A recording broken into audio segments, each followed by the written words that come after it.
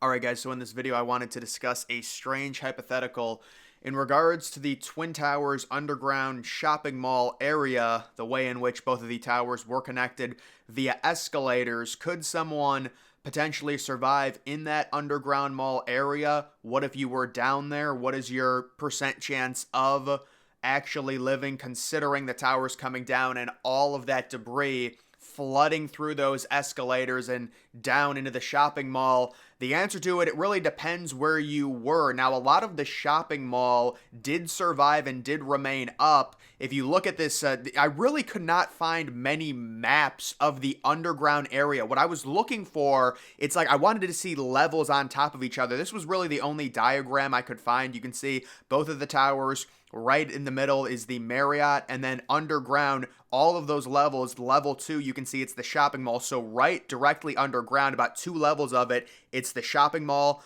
and then you can see number 3 is the car parking, and then number 4 is the underground rail. And the craziest thing about it, if you look at how far underground the underground rail is, even that had some of its ceiling cave in. So it's just crazy how low the debris actually came down from the towers. You're talking about 4 levels below the ground.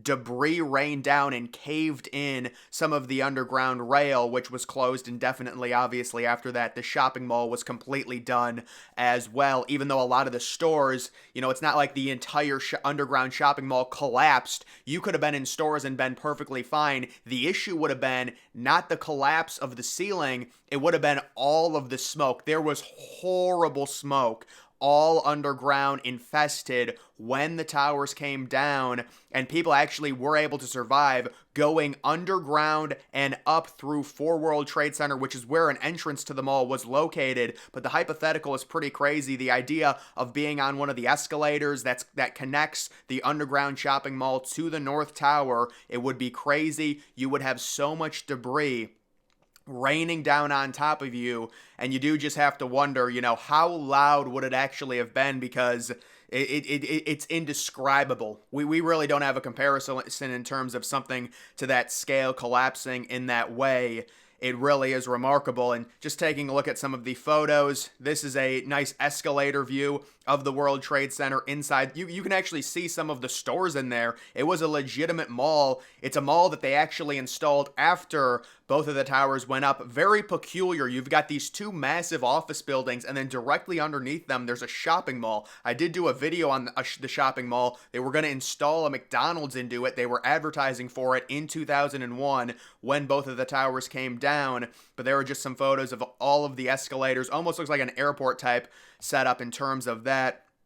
And then you also do have all the debris, all the crap in the underground areas, and that's what I was talking about. Even 4 levels below, as low as you could go in the underground area of the World Trade Center complex, you have the ceiling completely caved in. If you were within the underground complex, you were certainly in danger. And again, it's not just the idea of the ceiling collapsing on top of you or debris falling on you, although that would be a problem if you were near either of the towers, because you have to visualize it. As the towers come down, if they're connected to the underground shopping mall, obviously there's some type of hole or some access point that you can get to from the underground shopping mall to the North Tower. Debris is going to rain in through that hole and into the underground shopping mall. It is kind of hard to explain, and there's no real visual photos of it, because it's impossible. I mean, it's just a bunch of debris. That's all that it would show. But either way, it's, I think the even bigger issue than just the, ceiling collapsing on top of you would be the smoke, the terrible smoke that filled it. And that's what people were saying as they were running and trying to escape through the underground areas. Another hypothetical would be, let's say you're in the lobby of either the North or the South, presumably the South, because there's no way you would still, actually there was a photo that was taken in the North lobby after the South collapsed, but that's another story for another day. It's a crazy image. But let's say you're in the South lobby. Nobody really thinks the towers are going to collapse. They start collapsing.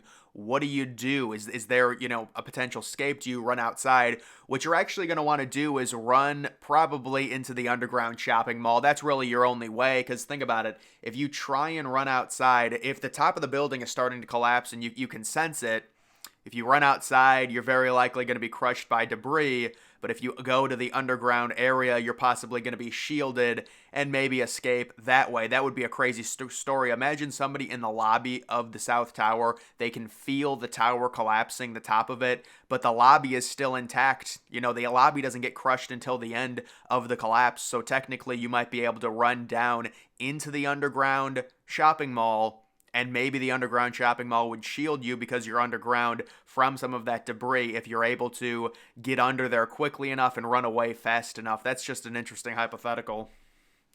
But in general terms, you know, if you were underground as the South Tower was collapsing, you'd very likely be able to escape unless you got, unfortunately, you know, unlucky in terms of possibly a ceiling collapsing, because there were ceilings throughout all of the levels that were collapsed a little bit, although a lot of the areas did survive. Was mainly the smoke problem, people running away from the smoke, possibly getting disoriented from the massive smoke clouds.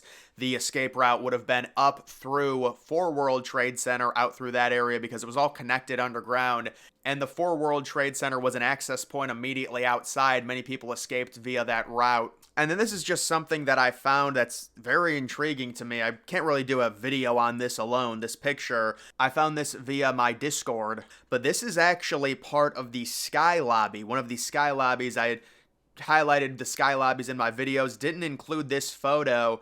I'm sure if a lot of people looked at this photo, they would immediately think, well, that's probably part of the, you know, restaurant on top of the North Tower or something like that. But no, this is like the only photo we have of the leisure areas of one of the Sky Lobbies located within the World Trade Center. There were 4 total Sky Lobbies. It's just very interesting to see because, yeah, I've never seen a photo like that, considering there were leisure areas, and I'm sure there are photos out there. You know, one of the things I've always tried looking for is like a massive archive photos of the World Trade Center and all the documentation in all the areas. You'd think they would have something like that on the internet, but it seemingly does not exist. I mean, sure, you could go back into some of the archive sites, but it's like, where is the gallery of all the photos of all the, like the shopping mall, before and after photos, the lobbies, the Sky Lobbies, the top, you know, the all the different offices, cubicles, things like that. It seems like it's all very hard to find. It's almost like, you know,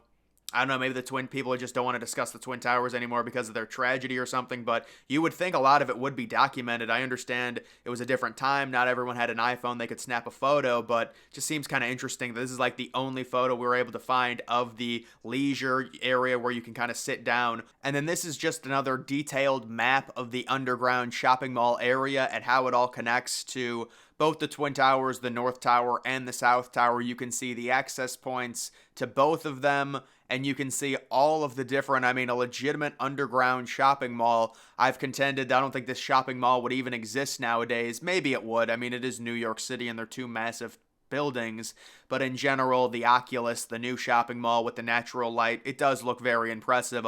Although honestly, the Oculus, it does look a little bit out of place. The architecture of it seems to be almost alien-like in comparison to the normal New York City architecture, but they had a bunch of stuff down there and it was connected. That's the way that the North and the South Tower were connected. They obviously didn't have any type of sky bridge like we've seen other bigger Twin Towers have, which I think is just a terrible design, so I'm glad they didn't have that. But this would be the way they were connected. You go underground, you could go to either of the towers without having to walk outside if you so desired. But either way, guys, that is going to do it for this video. Make sure you're following me on X. Link to that's always in the description.